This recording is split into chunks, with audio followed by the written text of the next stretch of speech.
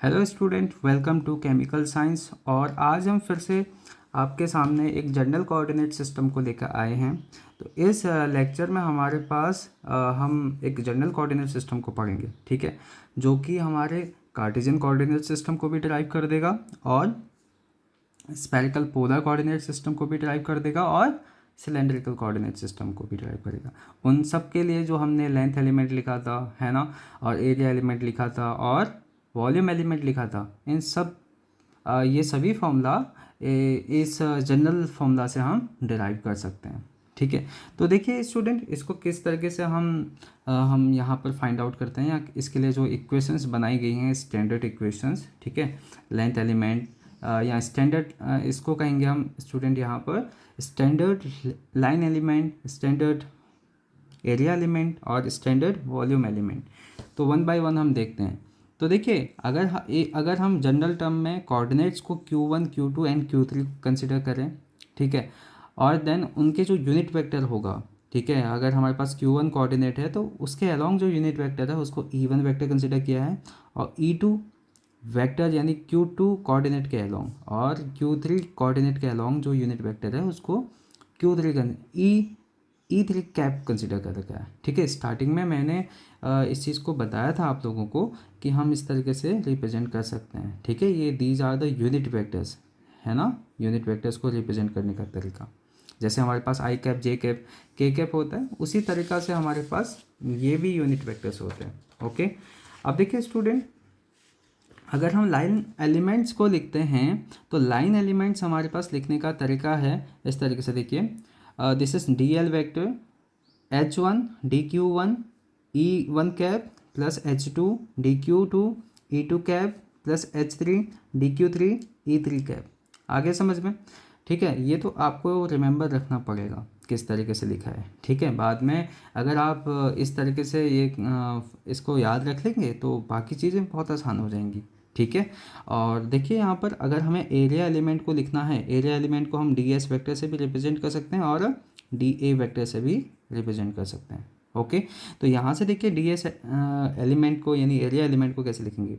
यहाँ पर देखियो, अगर हमें E1 कैप लिखा है तो उसके लिए हमने यहाँ पर H2 H3 लिखा है, DQ2 DQ3 लिया है, ठीक है। फिर यहाँ पर हमने area element E2 cap direction में, ठीक है, तो उसके लिए हमारे पास क्या आया, देखिए H1 H3 DQ1 DQ3 लिखा है, ओके।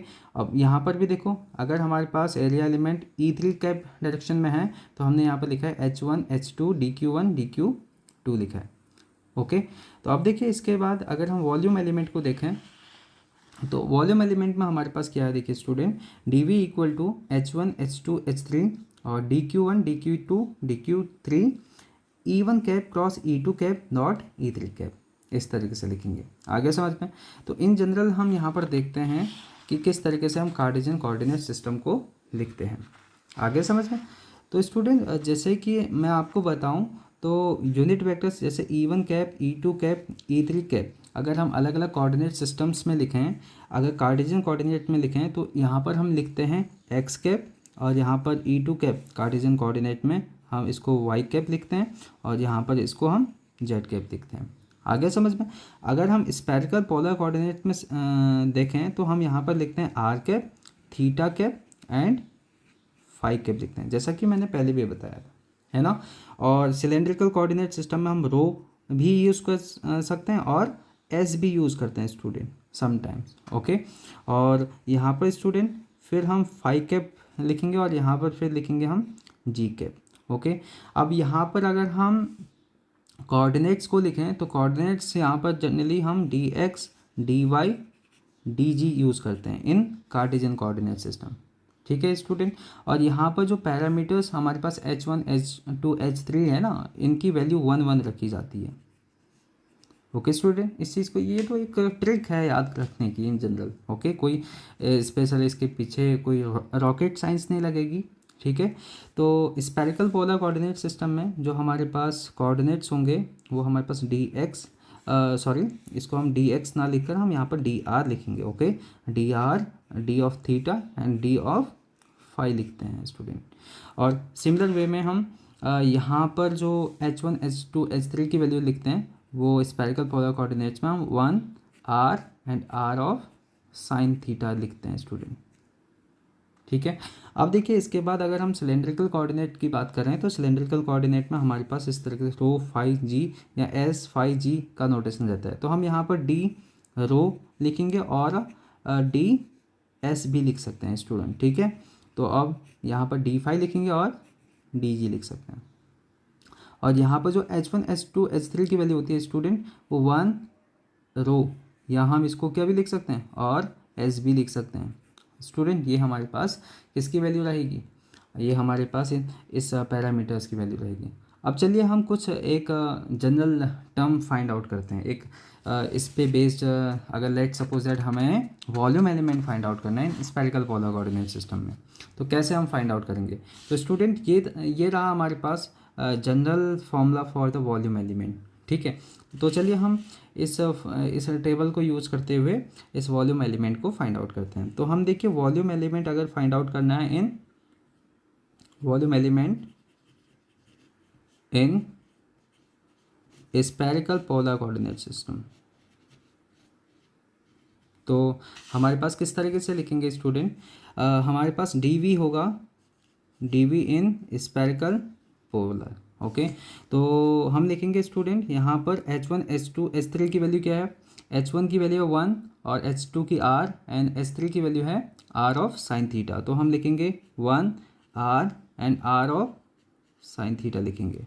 ओके, अब देखिए स्टूडेंट इसके बाद DQ1 DQ2 DQ3 लिखा है, तो इसकी जगह हम क्या लिखेंगे DR D theta D of phi, DR D of theta and D of phi लिखेंगे स्टूडेंट। अब इसके बाद देखिए हमारे पास लिखा है student E1 cap cross E2 cap dot E3 cap. Okay, तो यहाँ पर हम लिखेंगे student R cap cross theta cap. Okay, और फिर इसको डॉट करेंगे किसके साथ, फाई कैप के साथ। अब देखिए इसको अगर हमें क्रॉस प्रोडक्ट करना है तो these are the unit vectors. Okay, तो R क्रॉस थीटा कैप होगा हमारे पास मॉडुलस ऑफ R कैप और modulus of theta cap and sine of angle between है। ठीक है, साइन 90 होगा, दोनों ऑर्थोगोनल हमारे पास यूनिट वेक्टर्स हैं। ठीक है, एंगल 90 है और अगर इनका साइन ऑफ 90 करेंगे तो 1 मिल जाएगा स्टूडेंट। ठीक है, और हमें मिल जाएगा क्या, इन दोनों को मल्टीप्लाई करने के बाद आर और थीटा, तो हमें फाई कैप मिल जाएगा। तो phi cap dot phi cap मिल जाएगा। तो फाई कैप यानी हमारे पास सेम डायरेक्शन में वेक्टर्स का यूनिट वेक्टर्स का डॉट प्रोडक्ट हो रहा है ना, तो ये क्या आ जाएगा हमारे पास, दिस इज 1। ओके, तो यहाँ से जो फाइनली हमारे पास वॉल्यूम एलिमेंट आएगा in spherical polar coordinate system that will be r square, r multiply r square and sine of theta d of theta and D of phi. ठीक है student, अब इसके बाद अगर हम कोई और एक एग्जांपल्स यहाँ पर कंसिडर करें, अगर हमें लाइन एलिमेंट लिखना है let suppose that spherical polar coordinate system में, बिकॉज मैं यहाँ पर स्पेरिकल पोलर कोऑर्डिनेट सिस्टम को इसीलिए ले रहा हूँ क्योंकि मैक्सिमम केसेस में स्पेरिकल पोलर कोऑर्डिनेट सिस्टम हमको बहुत टफ लगता है। ओके, तो स्पेरिकल पोलर कोऑर्डिनेट सिस्टम में अगर हमें लेंथ एलिमेंट को लिखना है तो किस तरीके से लिखेंगे स्पेरिकल पोलर कोऑर्डिनेट सिस्टम, तो H1 लिखना है। तो H1 क्या रहेगा हमारे पास स्पेरिकल पोलर कोऑर्डिनेट सिस्टम के लिए, तो H1 की वैल्यू स्टूडेंट 1 रहती है हमारे पास। ठीक है, तो हम 1 लिखेंगे यहाँ पर, और DQ1 यानी DQ1 को हम क्या लिखेंगे स्पेरिकल पोलर कोऑर्डिनेट सिस्टम में DR लिखेंगे। और E1 कैप क्या रहता है हमारे पास स्टूडेंट, ER कैप हमारे पास रहता है this is sorry E1 cap को लिखते हैं दिस इज R कैप।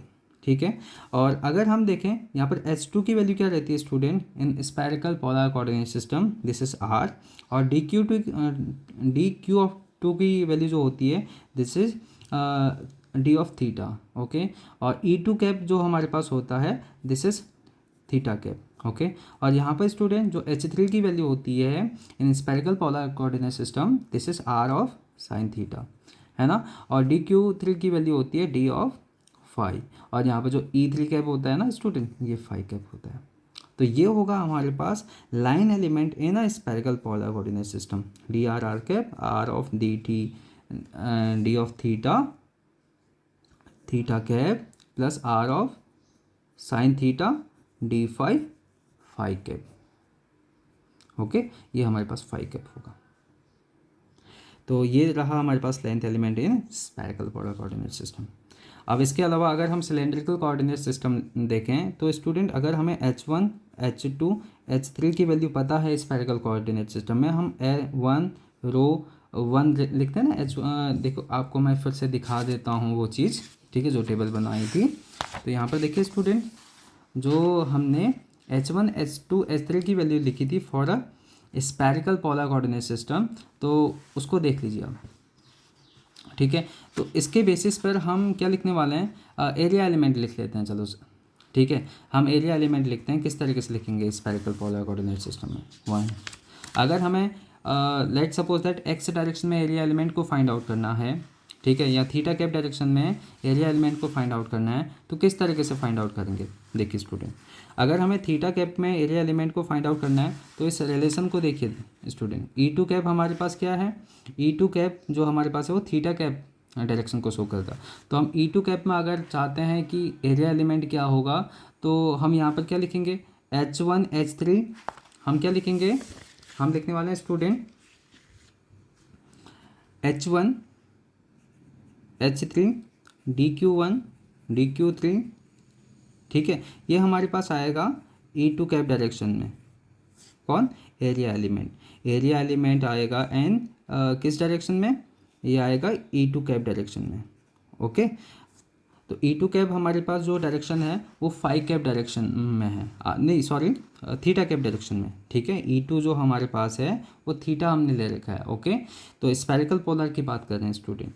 तो यहाँ से H1 और H2 की वैल्यू क्या है? देखिए H1 और H3 की, सॉरी, H1 की वैल्यू है 1 और H3 की वैल्यू है R ऑफ साइन थीटा। और D ऑफ Q1 क्या है स्टूडेंट? D ऑफ Q1 है हमारे पास DR और D ऑफ Q3 है हमारे पास D5। और this is the direction, area की डायरेक्शन होगी अलोंग थीटा। ये E2 कैप लिखा है तो हम यहाँ पर थीटा कैप लिखेंगे। ओके, तो हमारे पास ये एरिया एलिमेंट है अलोंग थीटा कैप डायरेक्शन में।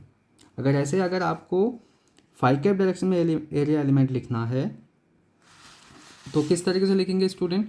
H1, H2, DQ1, DQ2।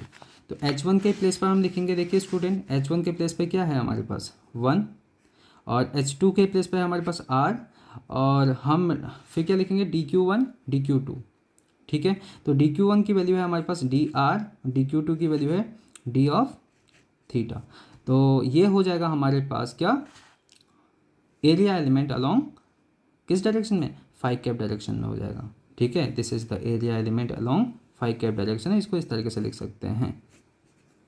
Okay, अब ऐसे आर कैप डायरेक्शन में अगर हमें लिखना है आर कैप डायरेक्शन में एरिया एलिमेंट क्या होगा, तो स्टूडेंट गेस कीजिए क्या होगा। तो हमारे पास देखिए स्टूडेंट, यहाँ पर आर कैप में लिखना है तो H2 और H3 को मल्टीप्लाई करना है पड़ेगा। तो H2 और H3 हमारे पास क्या है? H2 हमारे पास R है और H3 है हमारे पास R ऑफ साइन थीटा। तो इन दोनों को मल्टीप्लाई करेंगे तो हमें क्या मिल जाएगा? R of R square sine theta. तो हम यहाँ से क्या लिखेंगे स्टूडेंट? हम यहाँ पर लिखेंगे R स्क्वायर साइन थीटा। और यहाँ पर देखिए स्टूडेंट, हमने लिखा है यहाँ पर DQ2 और DQ3 लिखा है। तो यहाँ पर DQ2 क्या है? DQ2 यहाँ पर D ऑफ थीटा और D ऑफ फाई है। तो हम यहाँ पर D of theta and D of phi लिखेंगे। तो ये हमारे पास डायरेक्शन आएगी एरिया वेक्टर की अलोंग आर कैप डायरेक्शन, ठीक है स्टूडेंट। सिमिलर वे में हम स्फेरिकल पोलर कोऑर्डिनेट सिस्टम और कार्टेशियन कोऑर्डिनेट सिस्टम में भी लिख सकते हैं स्टूडेंट, ठीक है। तो आई होप कि आप सभी लोगों को ये चीज़ें समझ में आई होंगी, है ना। और तो चलिए मिलते हैं आपसे अगले वीडियो लेक्चर में।